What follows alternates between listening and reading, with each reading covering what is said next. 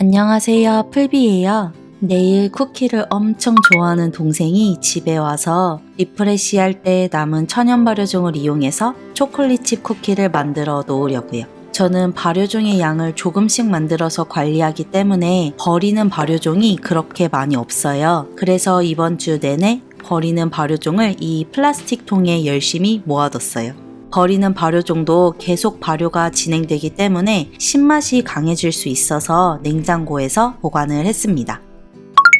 중력분, 소금, 베이킹 파우더를 계량해 줄게요. 오늘 쿠키는 일부러 버리는 발효종을 만들고 싶을 만큼 맛이 있어요. 일반 초콜릿칩 쿠키보다 맛이 깊다고 해야 할까요?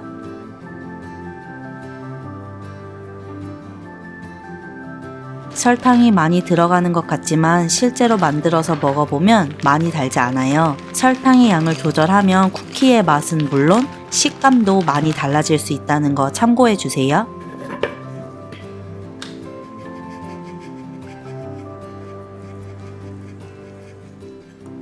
밀크 초콜릿이랑 세미 스윗 초콜릿이랑 반반 섞어서 만들면 더 맛있는데 집에 밀크 초콜릿이 지금 없더라고요. 그래서 세미 스윗 초콜릿만 사용해서 만들어야 할 것 같아요. 초콜릿칩을 사용해도 괜찮은데 저는 초콜릿을 바로 구웠을 때 불규칙한 모양이 예뻐 보이더라고요. 먹었을 때 부담스럽지 않은 크기로 잘라줄게요.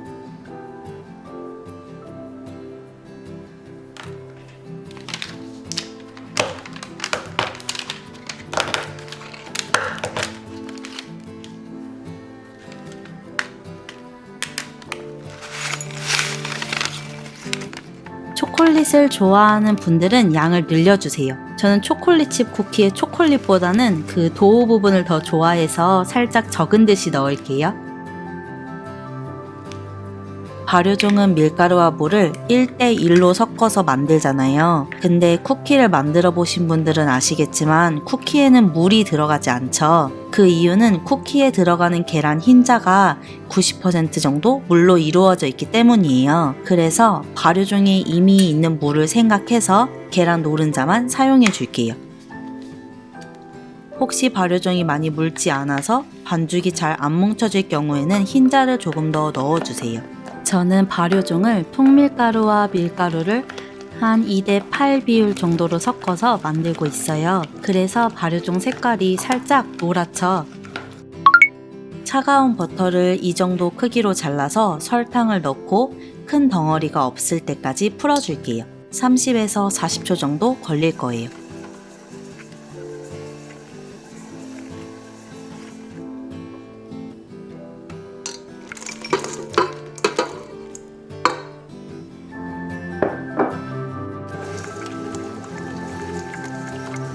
수분이 들어가면서는 반죽에 글루텐이 생겨요. 글루텐이 생기면 찐득한 쿠키의 식감이 없어지기 때문에 마른 재료를 먼저 넣어줄게요. 뭉친 버터 없이 반죽이 보슬보슬하게 섞이면 이제 발효종과 계란을 넣고 섞어줄게요.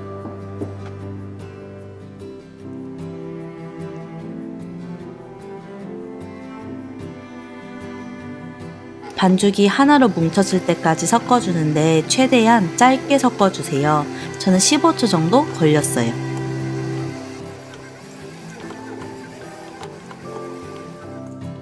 밑에 보면 아직 섞이지 않은 가루들이 보일 텐데 이건 주걱으로 섞어줄게요.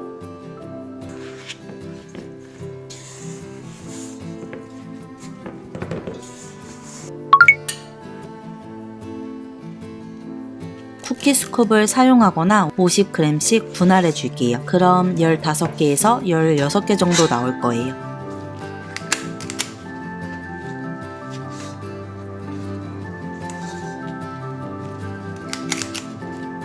동그랗게 만들어주면 쿠키가 구워질 때 더 예쁘게 퍼지거든요. 손에 살짝 힘을 줘서 동그란 모양으로 만들어 줄게요.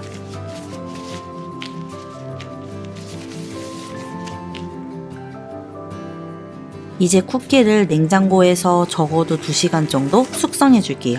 발효종이 들어가서 너무 오래 두면 신맛이 강해질 수 있어요. 신맛이 싫으신 분들은 6시간은 넘기지 않는 게 좋을 것 같아요.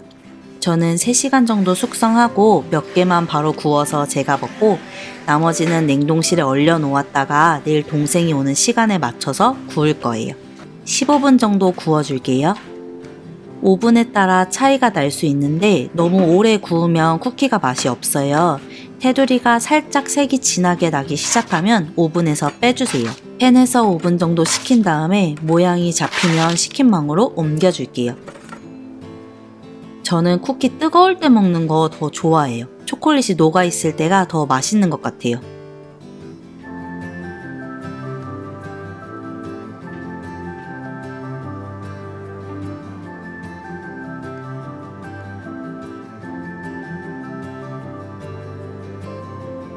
궁금하신 점이나 보고 싶은 영상, 그리고 오늘 구운 초콜릿칩 쿠키 후기도 댓글로 알려주세요. 오늘도 제 영상을 끝까지 시청해주셔서 감사하고요. 쉽게 만들고 맛있게 드셨으면 좋겠습니다. 우리 그럼 또 봐요.